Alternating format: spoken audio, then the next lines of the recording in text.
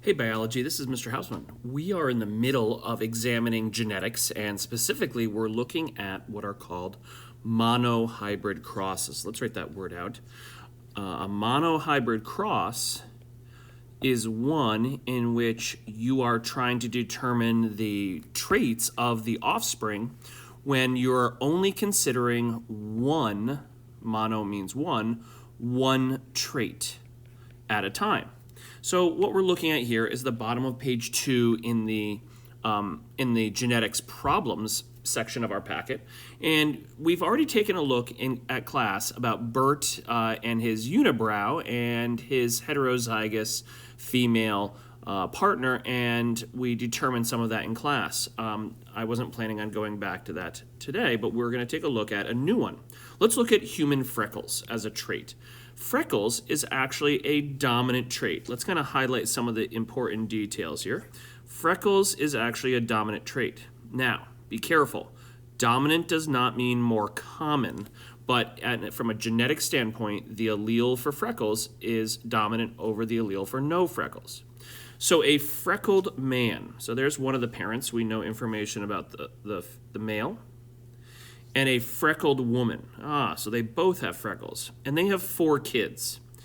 And as it turns out, having 4 kids doesn't matter a ton, but what that does is it gives us more information about the alleles they might have, right? Because being freckled means the father could be either, let's see, N for freckles, little n, and that would make him freckled, or he could be big N, right? There's 2 ways to show freckles, and she would have the exact same genotype, or could. But now we're trying to work backwards to figure out the genotypes of the parents, and this is the first time we've done that, so we're going to record a video. So to figure out how to work out and think backwards, you can fill in the man and woman's genotype in Punnett square. Complete a square to prove your answers. So let's take a look. It says they have 4 kids, one of which does not have freckles. That's an important giveaway. So as soon as one child has no freckles, and the genotype for no freckles, right, is little n, that means having freckles, as we already mentioned, can be big N, or big N, little n, right? Either way, there's one copy of the freckle allele. So on past problems, we've immediately put in the dad and the mom, but because we don't know which one mom and dad are, we have to deduce it. So let's go into the Punnett square. Let's go in and put in the fact that one of the children has no freckles, and that would be maybe right here in the bottom corner. And here's why we put that in the bottom corner. Because if the parent has a capital allele, a dominant allele, we would write it here. Now think about how that square was made. It's the cross between whatever is in this green box and whatever's in this red region, right? The 2 parents' alleles.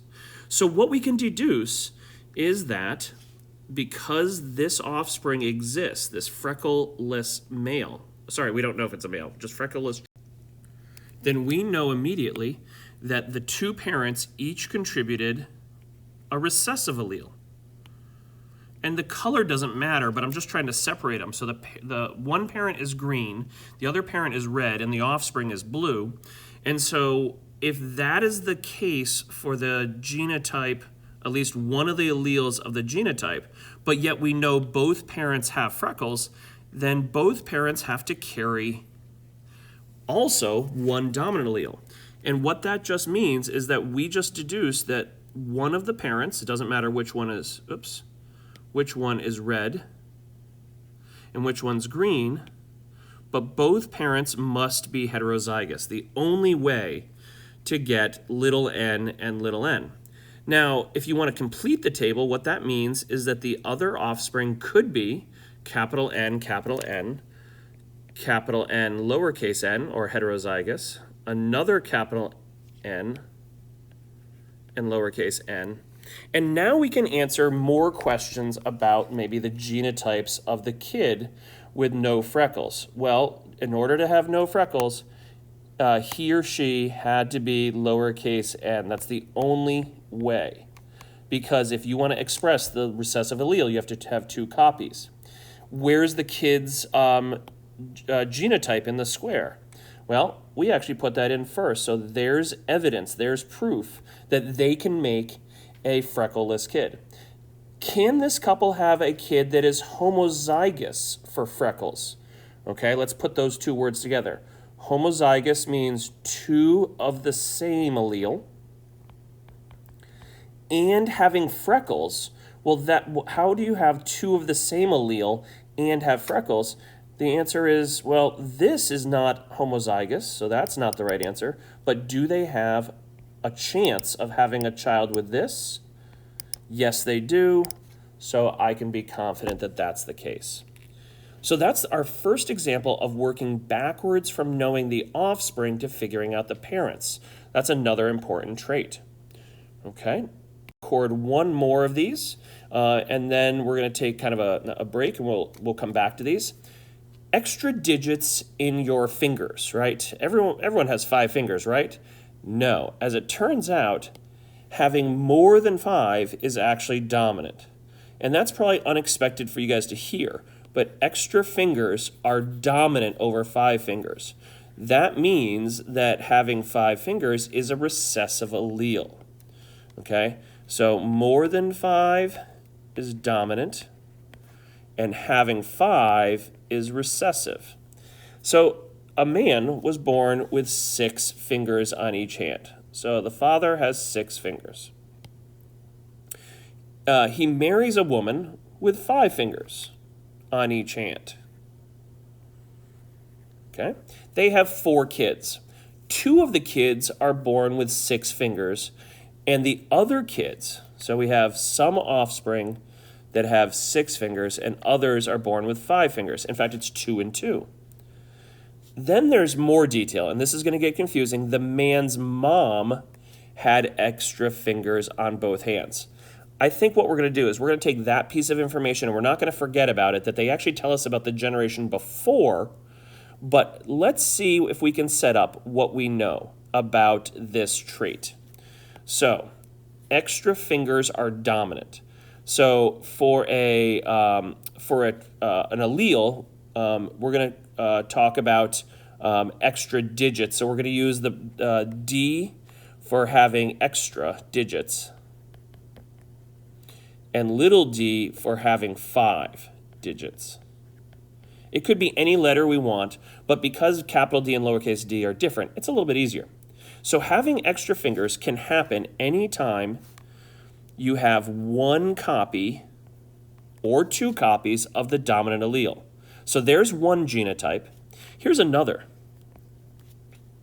What's the only way to have 5 fingers if it's a recessive trait?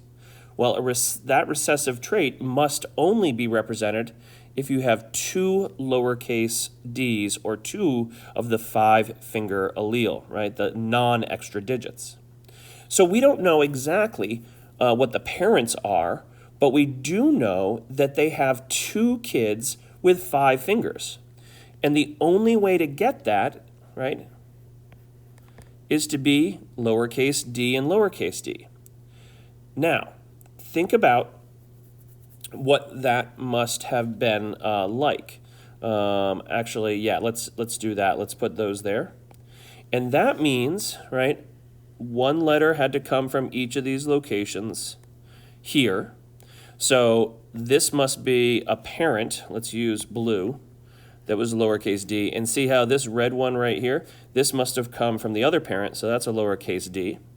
And then where did this box come from? Well, this would have been a cross of this guy. So look how it kind of works out.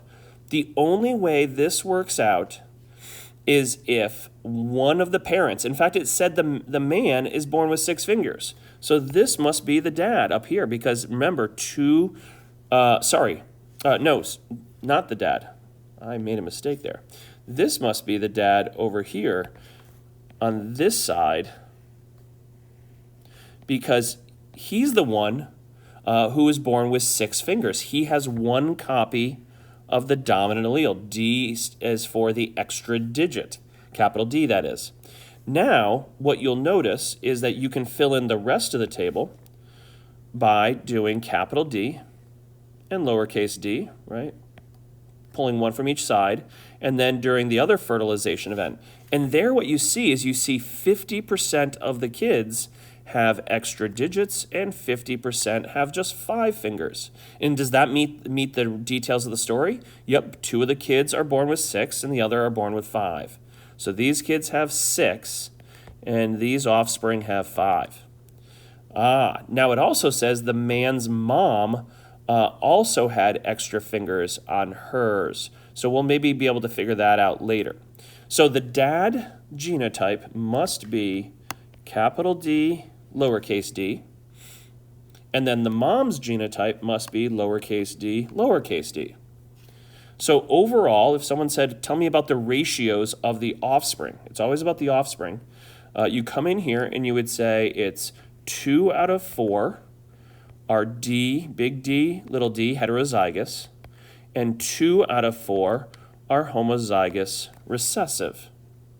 But from a phenotype ratio, as it turns out, it's actually the same because big extra digit capital D is visible in 2 out of 4. So we would say that the phenotype, or what they look like, is extra digits.